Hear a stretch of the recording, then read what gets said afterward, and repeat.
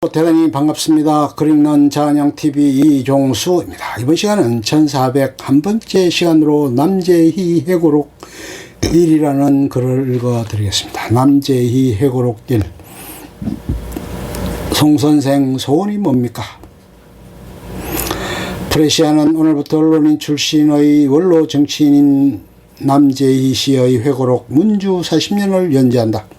기자로 20년, 연연, 정치인으로 20년 가까이 활동했던 남씨는 이 회고록에서 역대 대통령에서부터 언론인 술집 마담에 이르기까지 자신과 술자리를 함께 했던 사람들과 그 뒷얘기를 숨김없이 털어놓고 있다. 따라서 이 회고록은 지난 1960년대에서 90년대까지 우리 정치 이면사이자 풍속사라고 할 만하다.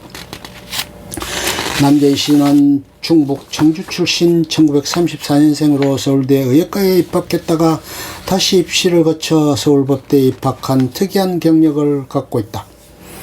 1958년 한국일보를 시작으로 언론계 입문, 조선일보 정치부장, 논설위원, 서울신문, 현 대한매일 편집국장, 주필 등을 역임했다. 지난 79년부터 95년까지 사선의원 10대에서 13대 역임했으며 94년 김영삼 행정부에서 노동부 장관을 맡았었다. 원래 이 글은 남재희 씨의 출신 지역구인 서울 강서구의 서울 강서문인협회가 매년 발행하는 강서문학에 지난 1999년부터 2001년까지 실렸던 것으로 필자와 강서문인협회의 양해를 얻어 전제키로 했다. 전제를 허락해 주신 필자와 협회 측에 감사드린다. 독자들의 이해를 돕기 위해 글의 순서를 약간 바꿨음을 밝혀둔다. 편집자. 유신 말기인 1977년 국내 신문 방송사 사장과 자리를 함께한 박정희 대통령 연재를 시작하면서 학술진흥재단의 이사장으로 있는 박상무 씨는 국회의원도 지냈지만 다산 연구가로 알려져 있다. 다산 기행 등 저술도 갖고 있다. 눈이 부리부리하여 친숙해지기 전에는 사람이 좀 거칠겠다는 인상이나 그렇지가 않다. 참 착하다. 임수경 양의 아버지인 임판호 씨나 소설가 황석영 씨 등과도 가까워 함께 어울려 술 마실 기회도 여러 번 있었다. 박 씨는 시골 생활이 오래고 나는 서울 생활이 오래니 자연 내가 이런저런 명사들과 어울려 술 마신 이야기를 하는 기회가 많았다. 언론 20년, 정치 17년, 교수 3년의 40년이니 재미있는 화제가 많을 수밖에 없다. 또 술자리에서는 술 마신 이야기를 하는 것도 어울린다 그랬더니 박상무 씨는 나더러 그 이야기들을 모아 한 권의 책으로 쓰란다. 아예 제목까지도 문주 40년이라고 주는 게 아닌가. 수주의 명정 40년이 유명하지만 술 마신 이야기를 쓴 책은 많다. 그런대로 생활 풍습의 중요한 단면을 보여주는 것이어서 재미도 있으려니와 자료로서 의도 있는 것이다.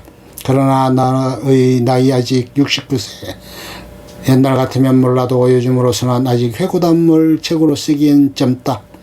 그래서 문주 40년 실론을 슬쩍 초해보는 것이다. 슈퍼 거물급들과의 사파들.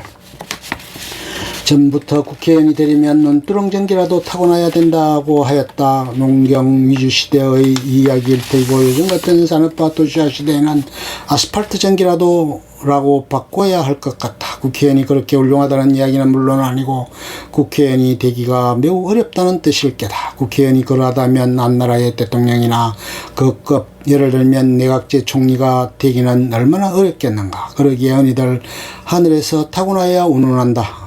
그러한 슈퍼 거물급들과 술을 마신다는 것은 자주 있을 일이 아니다.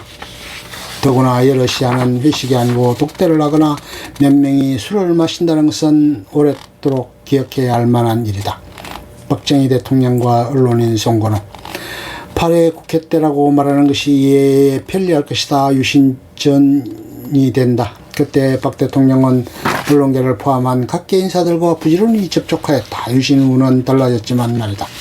그런 맥락에 쓰일 것이다. 박 대통령은 대여섯 신문사 정치담당 논설위원을 청와대 본관의 한 방에 초대하여 푸짐하게 술을 냈다. 나는 조선일보 정치담당 논설위원으로 참석하였다. 동아일보의 유명한 송건희 씨도 포함되어 있었다.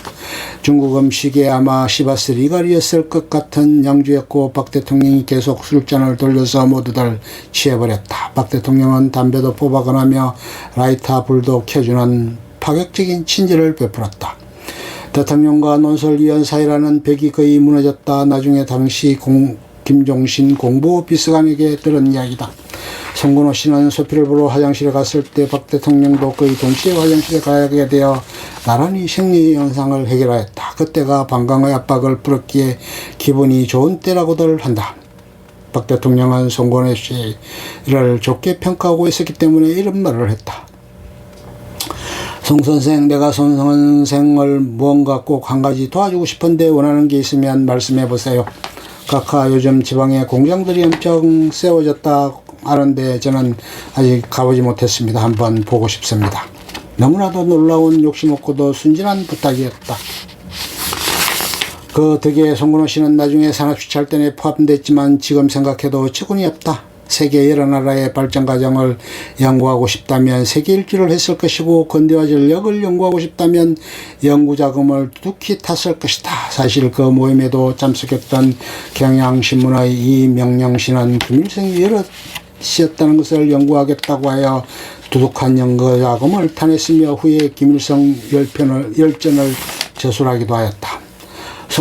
송건호 씨는 그러한 대쪽 같은 선비였다. 그 후 동아일보 편집국장을 거쳐 한겨레 신문 창간사장을 지내는 등 언론계의 거목으로 존경받고 있다. 지금은 식물인간으로 와병 중이다. 송건호 씨는 지난해 연말 토기에 박 대통령과 인척들 이야기는 다시 술자리로 돌아와서 모두에게 짙도록 술을 마시게 한 박 대통령은 마침내 본론으로 들어갔다. 내가 그동안 많은 사람들의 이야기를 들어보았는데 모두들 속시원히 말들을 하지 않는 것 같아. 그래서 내가 여러분들과 이런 흉허물 없는 자리를 마련한 거야. 기타 남는 이야기를 들어보려고 말이에요.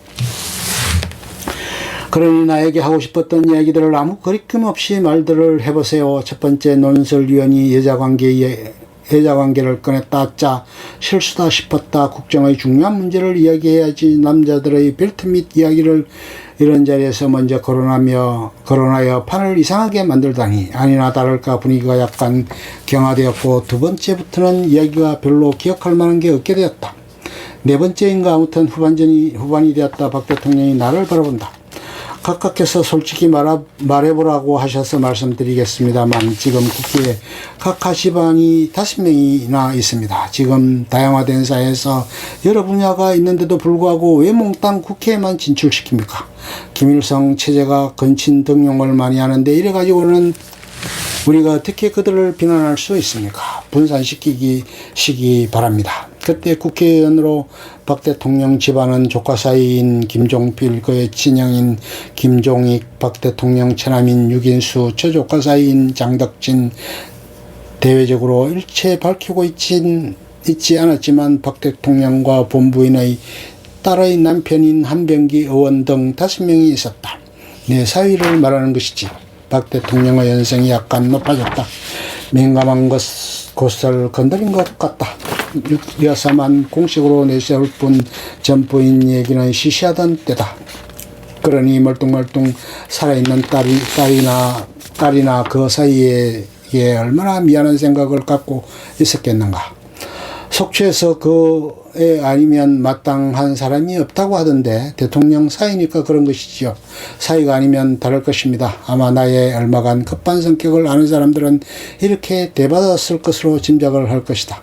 사실 그 말이 목구멍까지 나오고 있었으나 꾹 참았다. 예의를 생각했었다. 술자리는 그렁저렁 끝났다. 그런데 박 대통령은 대단한 분이다. 그 자리에서는 그렇게 언성을 높였지만 그 말을 기억하고 단계적으로 시정해 나갔다. 그해 국회에서는 사위인 한병기 씨와 처조카 사위인 장덕진 씨가 제외되었다.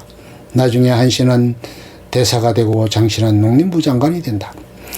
이어 10대 국회에서는 김종필 씨의 형인 김종익 씨가 제외되고 결국 돌아가시기 전까지는 5명을 2명으로까지 줄였다.